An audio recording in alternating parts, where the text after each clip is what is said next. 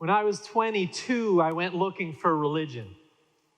I actually knew where to find it at the Unitarian church at the top of Church Street in Burlington, Vermont, where I lived, the church that overlooks and watches over the activities of the city. But having grown up Unitarian meant I knew one thing, that all religions were the same, just expressions of something, but different in that way, in the expression.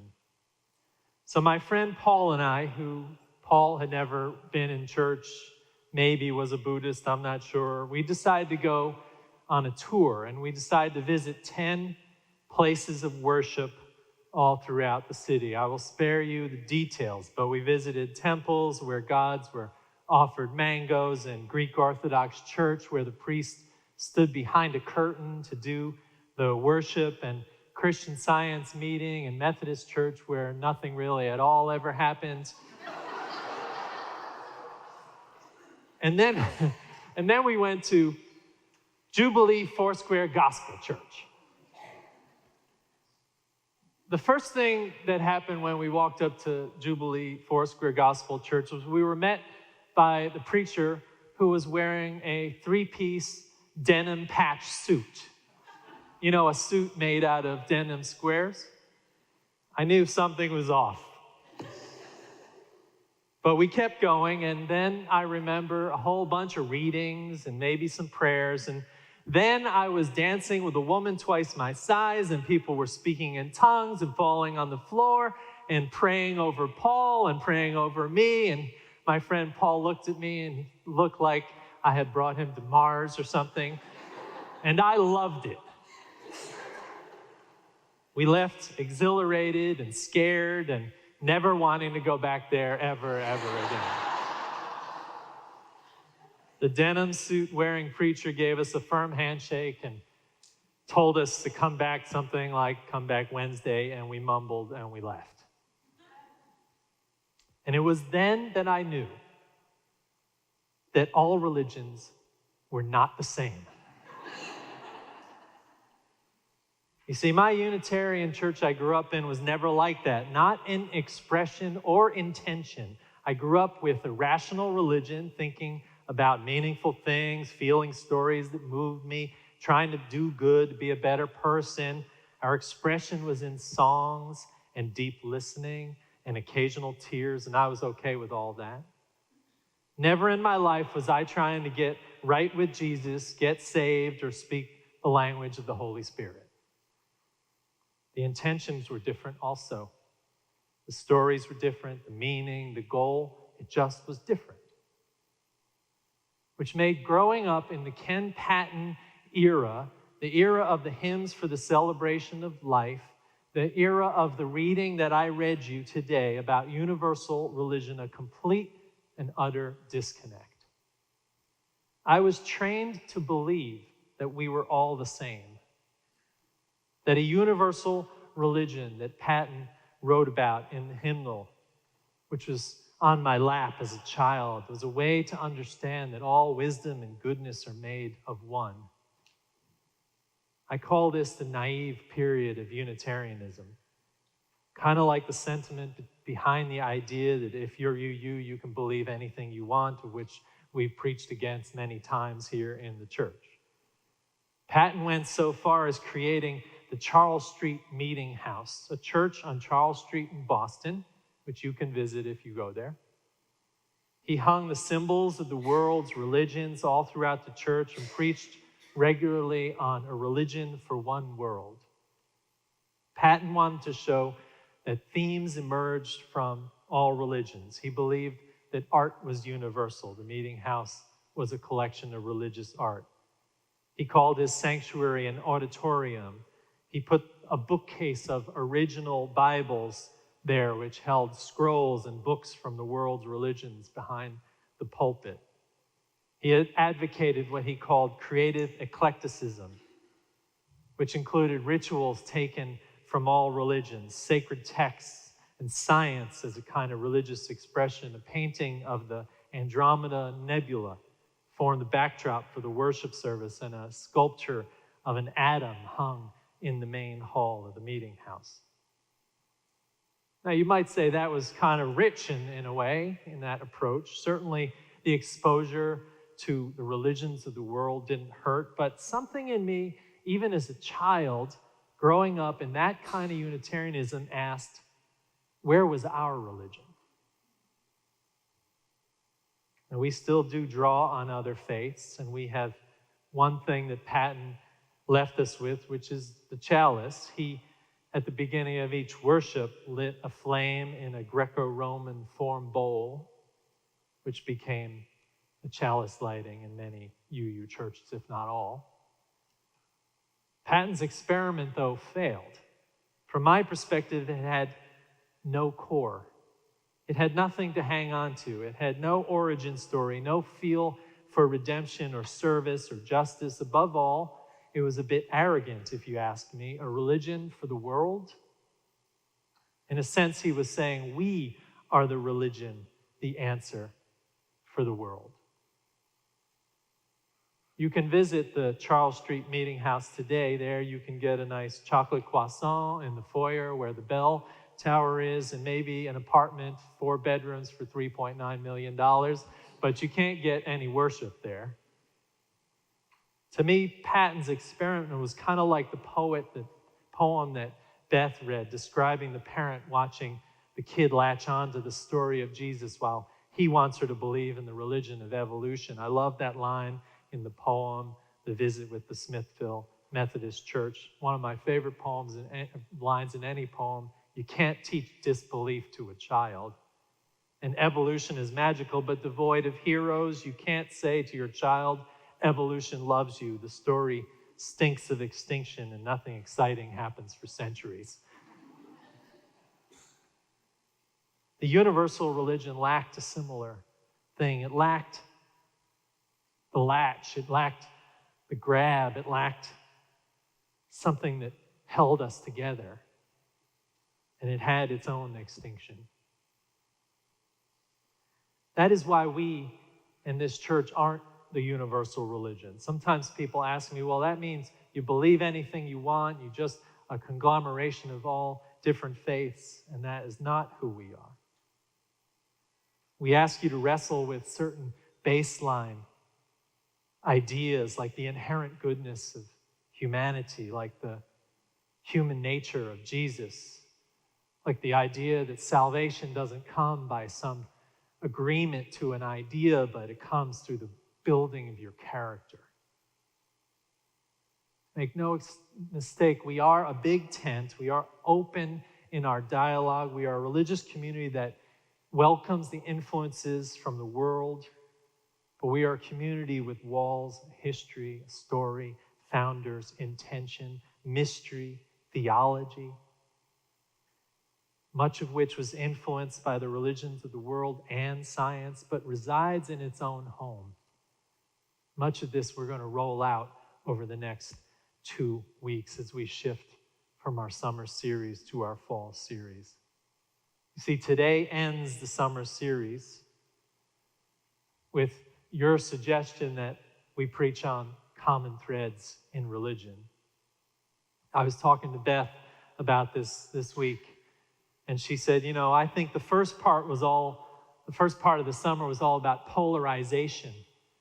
You asked us to preach on us and them and getting along with people we disagree with and this kind of thing. And she said, the second half was about balance. So today you asked me to preach on common threads in religion. And as I approach this sermon, I'm thinking about a country that is turning away from its ideals and forces that invade the truth and freedoms that are going away for many people. We continue to wonder where we are heading. The sermon about common threads in religion feels a little out of step, having just seen the film Black Klansman, which you must go see. A little out of step with what's happening in Washington, D.C., with how passively the White House accepts these kinds of nationalist movements. But maybe we need this sermon. Maybe we need a sermon on common threads because we are asked to divide ourselves, especially along religious lines, as we are asked to demonize, especially our Muslim neighbors. Maybe this desire that came through your voting that we preach on common threads was a hope to find the common themes that will rescue us from these fault lines. I think we can do that, but I think we have to do it by affirming one thing, and that is that all religions aren't the same, and for good reason. I was reading God Is Not One, a book by Stephen Prothero. You're going to ask me who wrote that book? It's Stephen Prothero. Sounds like a Greek poet, but it's not. He wrote this book, God Is Not One, in which he highlights the world's largest 8 influential religions. He acknowledges the comforting thought that the great religions make up one big happy family, but then he says, but this sentiment is neither accurate nor ethically responsible. Prothero points out that they all address 4 common issues. Not values, but structural issues. He says each religion has a problem, a solution to the problem, a technique for moving from this problem to this solution, and an exemplar or exemplars who chart the path. For example, he says in Islam, the problem is pride, an ignorant, audacious refusal to surrender to the transcendent creator. The solution is submission to the will of Allah, resulting in paradise. The technique is the 5 pillars of Islam: confession, prayer, almsgiving, Ramadan, and pilgrimage. And the exemplar is Muhammad. Of course, it's more complicated than that because it takes up a whole chapter in the book, but you can read it. The same 4 issues may be applied to other religions. Take Buddhism, for example. The problem is suffering caused by desire. The solution is awakening or nirvana. The technique is the Noble Eightfold Path. The exemplar is the Buddha, or in some forms, the Buddhas or Bodhisattvas. Someone asked me after the first service, are you going to tell us what the 4 are for Unitarianism? Yes, in 2 weeks, come back. But the point is common threads in religion is different than common structures. If we learn one thing from the program that we created, our dialogue program with Temple Shalom and the Richardson Mosque and Trinity Fellowship, an evangelical church, which we call Friends for Good, it's that we are different. That we are solving different core problems with different answers. We learn we are different in our faith orientations, subscribing to different organizing principles, but all done within a common human story. We have jobs, we have children, we have friends, we have hobbies, but we differ in religion because our religions want different things from us. And that's okay. We are similar in our struggles to combat loneliness, to find hope, to live for love, to seek out meaning. But we are different in what our religions are asking us, and that's the good news. Now, I'm not saying that we don't all want compassionate and just a world. If you really want common themes, you can list them. It's not that hard. Peace and love and happiness and compassion and hospitality and hope, all things my 22-year-old self felt in every one of those places of worship I visited so many years ago. But the organizing principles are different, and that is good. You see, we UUs tend to be religious pluralists. We want cooperation between religions. We want to see the different religions as sharing common goals to make it easier to do interreligious cooperation. But Prothero wants us to be a little more subtle, to think about the world's religious diversity a little deeper. He says, a clear-eyed understanding of the fundamental differences between religions is our best hope for getting people from those traditions to be able to work together. I say, just like all experiences of people of different racial makeup are different in real life, religions are also different. The melting pot is not the answer. The answer is to see clearly through the haze of essentialism or cultural relativism or minimization of others, to move to a deeper awareness and learning and appreciation of other people and what they believe, what they understand. This is true in life as it is in religion. When we see someone for who they are, not for who we want them to be, we become able to differentiate the core truths of who they are from who they say they are or who we say they are. Religiously, we can see differences and differentiate the core meaning of those faiths from destructive interpretations. I guarantee you, the white nationalists marching down the streets of our capital are claiming Christianity today. Not easy to argue with them, but to see the difference between that expression and the core Christianity, and then to see that it's not really our job to change them, that's the task. But to see more reasonable people's truths without wanting them to express our truth, now that is the work we can do. To see humbly another's perspective without having to be right, not having it have to be all the same. That is a spiritual task worth our time. If we can do that, then we can explore honestly with others. We can be challenged in our comfort. We can be open to learn and deepened and maybe even changed. In this openness is a chance to ask ourselves what is really important. Is it being right? Or is it having one way? Or being appreciative of difference?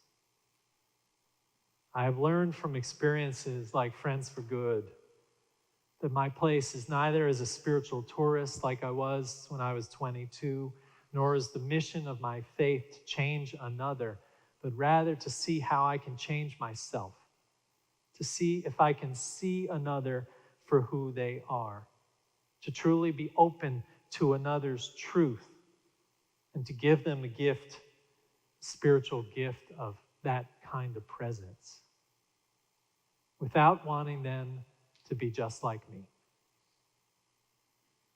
We can see a common humanity and religious difference at the same time. That is a mature thing to do. So in Friends for Good, when someone says, yes, I believe, I know that God will save me because I chose Jesus and not you, the mature response is to allow that person their own position and to stay on my side of the street without a desire that they become like me. Because our religions are different. So friends, I promise I will never wear a denim patch suit to church or any other time. I will not make you speak in tongues, but I will challenge you to go beyond yourself, to see clearly, to love honestly, to live faithfully, and to seek a universal religion, nor degrade another for their beliefs or faith. That's the spiritual challenge. But to live honestly as faithful people here means to see our common threads and have a deep, deep appreciation for our differences. It's part of the richness that was given to us by the world. That's all I got on common threads. Amen. God bless you, and amen.